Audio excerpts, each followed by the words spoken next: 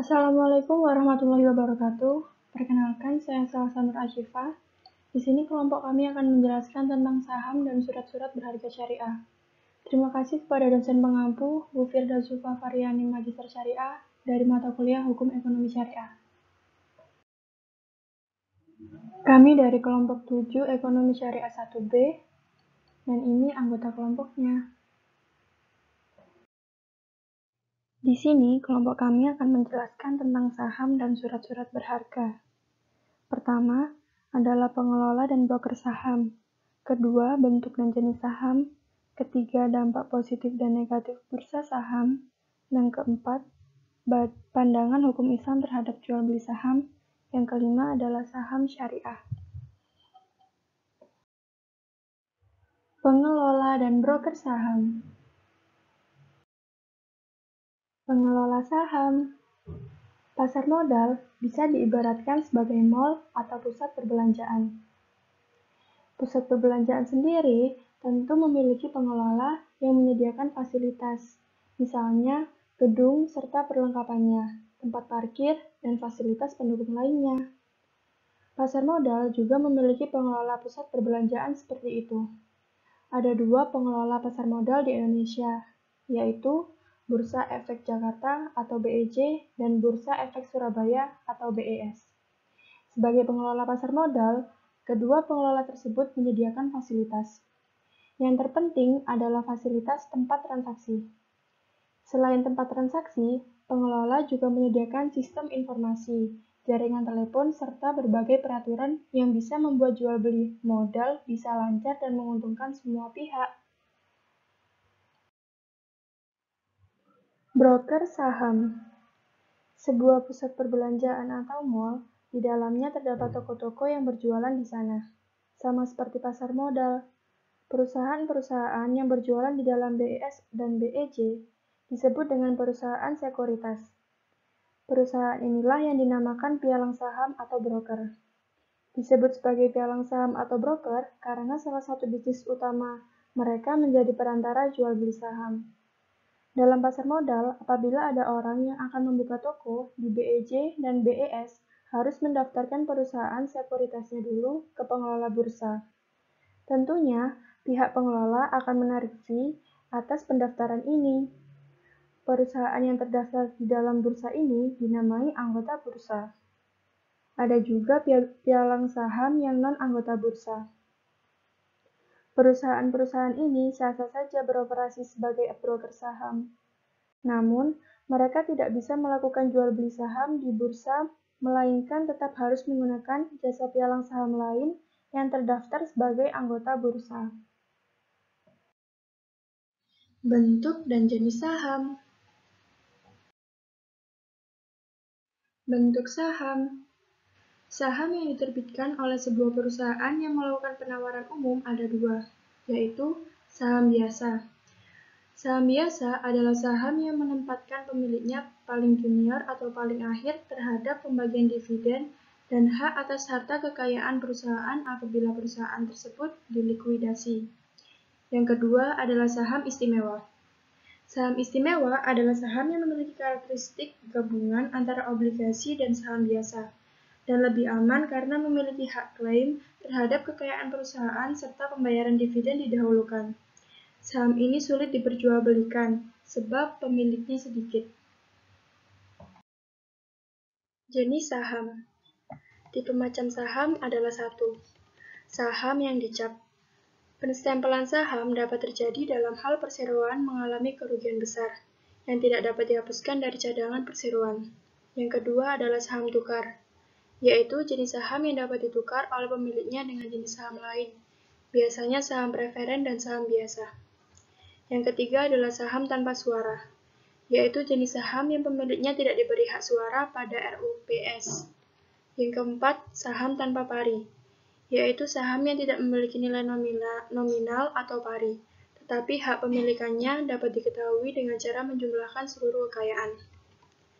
Yang kelima adalah saham preferen unggul, yaitu saham preferen yang hak prioritasnya lebih besar dari preferen lain. Yang keenam, saham preferen tukar, yaitu saham preferen yang dapat ditukar oleh pemiliknya dengan saham biasa. Yang ketujuh adalah saham preferen partisipasi, yaitu saham yang di samping hak prioritasnya masih dapat turut serta dalam pembagian dividen selanjutnya. Yang kedelapan adalah saham preferen kumulatif, yaitu saham preferen yang diberikan hak dan mendapatkan dividen yang belum dibayarkan pada tahun-tahun yang lalu secara kumulatif. Yang kesembilan adalah saham pendiri, yaitu jasa yang diberikan oleh para pendiri perusahaan. Yang ke-10 adalah saham pegawai, yaitu kesempatan yang diberikan oleh perseroan kepada para pegawainya untuk memiliki saham perusahaan.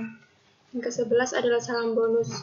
Pada saat perbandingan antara cadangan dan modal saham yang tidak berimbang pada suatu perseroan dapat dihilangkan dengan memberikan saham bonus kepada para pemegang saham dengan cuma-cuma.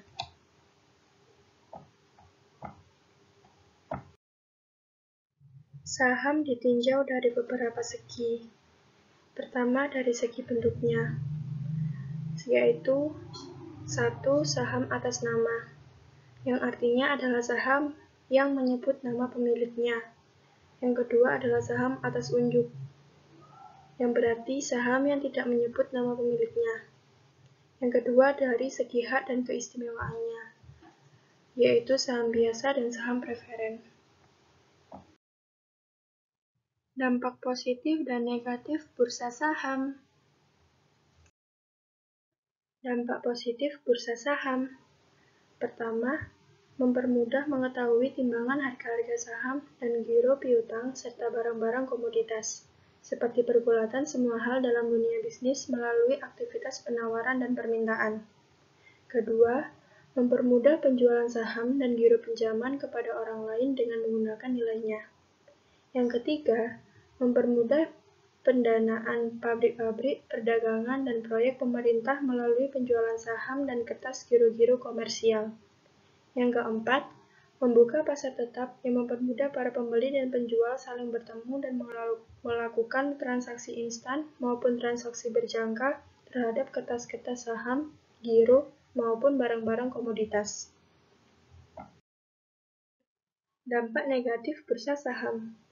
Pertama, adanya monopoli barang dagangan dan kertas saham atau dengan menyebarkan berita bohong dan sejenisnya.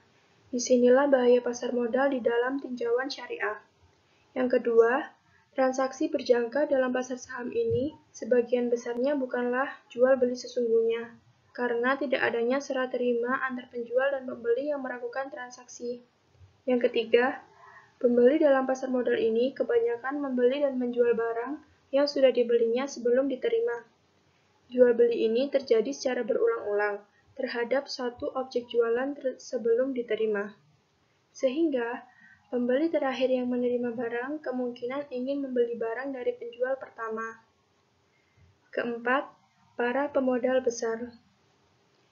Para pemodal besar yang memonopoli saham dan sejenisnya maupun barang komoditas komersial lain di pasaran agar bisa menekan pihak penjual yang menjual barang-barang yang tidak mereka miliki dengan harapan akan membelinya pada saat transaksi dengan harga yang lebih murah, atau langsung melakukan serah terima sehingga menyebabkan para penjual lain merasa kesulitan. Pandangan hukum Islam terhadap jual beli saham.